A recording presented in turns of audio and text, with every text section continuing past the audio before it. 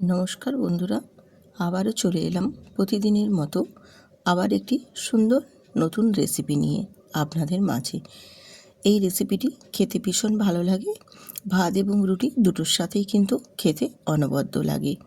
তো চলুন বেশি না দেরি করে রেসিপিটি শুরু করা যাক। যদি ভালো লেগে থাকে ভিডিওটিতে লাইক দিয়ে ভিডিওটি পুরো কন্টিনিউ করবেন, আশা করি ভালো লাগবে। আমি এখানে দুটো বেগুন নিয়েছি আর নিয়েছি দুটো ডিম। আজ এই দুটো বেগুন আর দুটো ডিম দিয়ে বানিয়ে দেখাবো এই সুন্দর একটি রেসিপি। তো চলুন আমি এখানে একটা বেগুন প্রথমে কেটে নিচ্ছি। নমস্কার, আমি রূপা, ব্লগস উইথ রূপা চ্যানেলে আপনাদের সবাইকে স্বাগত। আজকের এই সুন্দর রেসিপিটি ভীষণ ভালো লাগে, পুরো ভিডিওটা জুড়ে থাকবেন আমার সাথে। আমি বেগুনটাকে সুন্দর করে দেখো দুখণ্ড করে নিয়েছি। তারপর বেগুনটাকে বেশ সুন্দর করে আমি কেটে নিচ্ছি, আর বেশ একটু বড় বড় লম্বা লম্বা করে কাটবো, তাহলে এই রেসিপির ক্ষেত্রে খেতে ভীষণ ভালো লাগবে। আর বেগুনটার ভেতরে যদি পোকা থাকে সেটাও একটু ভালো মতো দেখে নিয়ে তারপর কেটে নিতে হবে। তো আমিও ঠিক সেই একই প্রসেসে সুন্দর করে কেটে নিয়ে চলে আসছি পুরো বেগুনটা। তো দেখুন একটা বেগুনই আমার কতগুলো লম্বা লম্বা করে কেটে নিয়েছি। আর যে রেসিপিটি বানাবো আমার এই একটা বেগুনের মধ্যেই হয়ে যাবে, তার জন্য আমি একটা বেগুন রেখে দিলাম। আর যেটা কেটে নিয়েছি সেই বেগুনটাকেই আমি এবারে ধুয়ে পরিষ্কার করে নিয়ে চলে আসব। তো দেখুন আমি ধুয়ে নিয়ে চলে এলাম বেগুনটা, বেশ সুন্দর করে আমি একদম ভালো করে ধুয়ে নিয়েছি। এবারে আমি বেগুনের মধ্যে নুন আর হলুদ মাখিয়ে ম্যারিনেট করে নেব। নুন আর হলুদটা মাখিয়ে নিলে বেগুনটা ভেতরে বেশ নুন হলুদটা ঢুকতে পারবে, আর বেগুনটা ভেজে নেওয়ার সময় খুবই তাড়াতাড়ির মধ্যে নরম হয়ে যাবে। এই কারণেই বেগুনটাকে নুন হলুদ মাখিয়ে বেশ কিছুক্ষণ রেস্টে রেখে দেব।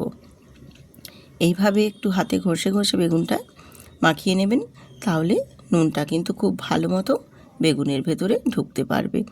তো এইভাবে বেগুনটা মাখিয়ে রেখে দেব।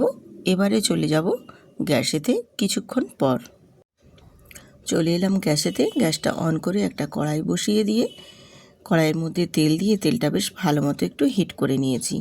এবারে আমি বেগুনগুলোকে এক এক করে দিয়ে দেব। ম্যারিনেট করে রাখা যে বেগুনগুলো আমি নুন হলুদ মাখিয়ে রেখেছিলাম সেগুলোই এই তেলের মধ্যে দিয়ে ভেজে নেব। আর এই ভেজে নেওয়ার সময় কিন্তু গ্যাসটা লো টু মিডিয়ামে রেখে বেগুনগুলোকে ভেজে নিতে হবে। আর খুব লোতে দিয়ে রেখে ভাজলে কিন্তু বেগুনগুলো ভেতর থেকে শক্ত ভাব থেকে যাবে, আর খুব হাইয়ে দিয়ে দিলেও কিন্তু বেগুনগুলো খুব তাড়াতাড়ি লাল হয়ে যাবে, ভাজাটা ঠিকঠাক হবে না। তাই বেগুনটাকে একদম লো টু মিডিয়ামে রেখে সুন্দর করে ভেজে নেবেন, তাহলে ভেতর থেকেই বেশ সুন্দরভাবে ভাজা হয়ে হালকা লালচে লালচে হয়ে ভাজা হবে। তো বেগুনগুলো দেখো বেশ সুন্দর করে হালকা লালচে করে ভেজে তুলে নিলাম। এই রকম কালারটা ঠিক বেগুনের আসবে, আর বেগুনটাও বেশ সুন্দর করে ভেতর থেকে ভাজা হবে। সেই পর্যায়ে কিন্তু বেগুনগুলোকে তুলে নিলাম। এবারে বেগুন ভাজার তেলটা থেকে অনেকটা পরিমাণে তেল আমি কমিয়ে নিয়েছি, কারণ অতটা তেলে রান্না করা সম্ভব নয়। এবারে যেইটুকু আমি অল্প রান্না করব সেইটুকু পরিমাণেই তেলটা রেখেছি। আর ওই তেলের মধ্যেই আমি অফ ক্যামেরায় যে দুটো ডিম নিয়েছিলাম সেগুলো সেদ্ধ করে নিয়েছিলাম। এবার এই সেদ্ধ ডিমটাকেই আমি দুখণ্ড করে নিয়েছি, আর সেগুলোকেই এই গরম তেলের মধ্যে ভাজতে দিয়ে দিলাম। ডিমগুলোকে এইরকম দুখণ্ড করে ভেজে নিলে তাহলে ডিমের ভেতরে খুব ভালো মতো মশলা ঢুকবে, আর ডিমটা ভেজে এইভাবে রান্না করলে খেতেও বেশ ভালো লাগে। এবারে ডিমগুলোকেও হালকা করে একটু ভেজে নিয়েছি, ভেজে নিয়ে ডিমগুলোকেও তুলে নিলাম।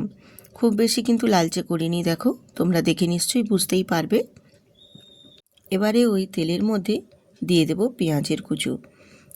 পেঁয়াজের কুচোটা দিয়ে একটু নাড়াচাড়া করে পেঁয়াজটাকে ভাজতে দিয়ে দেব।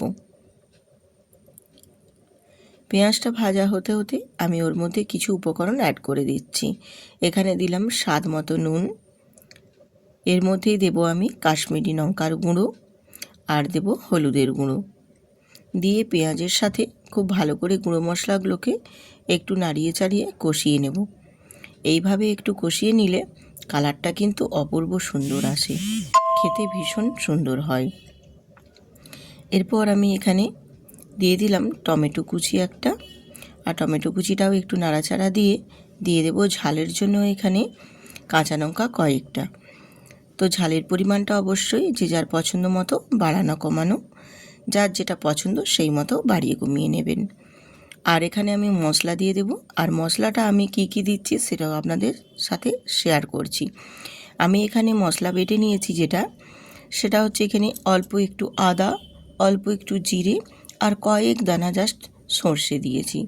সর্ষেটা একদম কয়েক দানা দিতে হবে, সাদা সর্ষে দিয়ে খুব ভালো করে শিলপাটায় আমি মশলাটা খুব ভালো করে পিনো করে সেই মশলাটাই এখানে আমি দিয়েছি।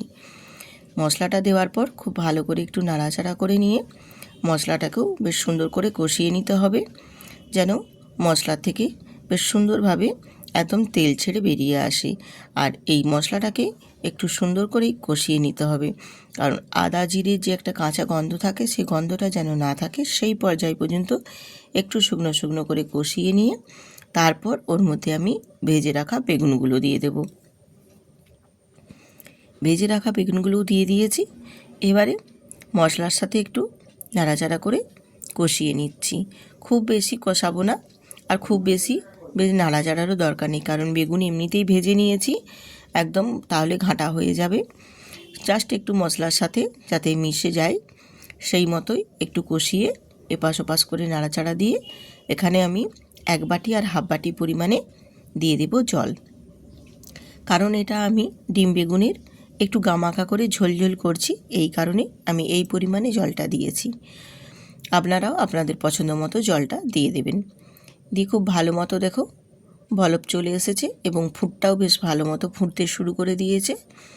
এই পর্যায়ে আমি এখানে দিয়ে দেব ভেজে রাখা ডিমগুলো। ভেজে রাখা ডিমগুলো এবারে এক এক করে দিয়ে একটু নাড়াচাড়া দিয়ে একটা ঢাকনা দিয়ে ঢেকে দেব জাস্ট 1 থেকে 1.5 মিনিটের জন্য, কারণ এখানে আমার বেগুন তো সেদ্ধ হওয়ার কোনো ব্যাপার নেই, সেদ্ধর মতো কিছু পর্যায়ে নেই, শুধু জাস্ট রান্নাটা হতে যেটুকু টাইম লাগবে সেই পর্যায়ে আমি 1 থেকে 1.5 মিনিট মতো একটু ঢেকে ফুটিয়ে নিয়েছি এই কারণ তাহলে ডিমের ভেতরে বেশ মশলাটা খুব ভালো করে ঢুকবে, ডিমগুলো কিন্তু খেতেও ভীষণ সুন্দর লাগবে। এইভাবে একটু রান্না করে নিয়েছিলাম ঢেকে।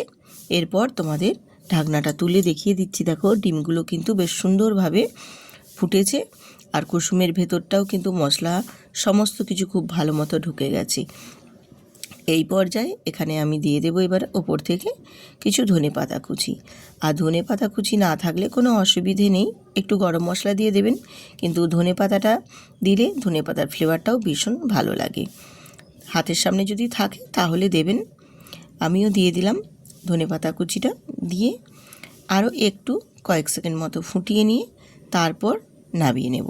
আর খুব বেশি রান্না করব না, বেশ আমার একদম আজকের এই বেগুন দিয়ে ডিমের রেসিপিটি একদম কমপ্লিট হয়ে গেছে। আমি গ্যাসটা অফ করেও নিলাম, এবারে নামিয়ে নেব। নামিয়ে নিয়েছি একটা পাত্রে। আশা করি দেখলেই বুঝতে পারছেন যে আজকের এই ডিম বেগুনের রেসিপিটি কতটাই লোভনীয় হয়েছে। এই রকমভাবে রান্না করে নিলে এটা গরম গরম ভাত বা রুটি দুটোর সাথেই খেতে কিন্তু বেশ ভালোই লাগে, ভীষণ সুন্দর লাগে। একবার হলেও বন্ধুরা এইভাবে বানিয়ে দেখবেন। যদি ভালো লেগে থাকে আজকের এই সুন্দর একটি রেসিপি আপনাদের সাথে শেয়ার করেছি, তাহলে আত্মীয় স্বজন বন্ধুবান্ধব সবার সাথে শেয়ার করে দেবেন এবং প্রচুর পরিমাণে ভালোবাসা দিয়ে আমার পাশে থাকবেন। আজ এখানেই শেষ করছি, দেখা হচ্ছে পরবর্তী আরেকটি নতুন রেসিপির সাথে।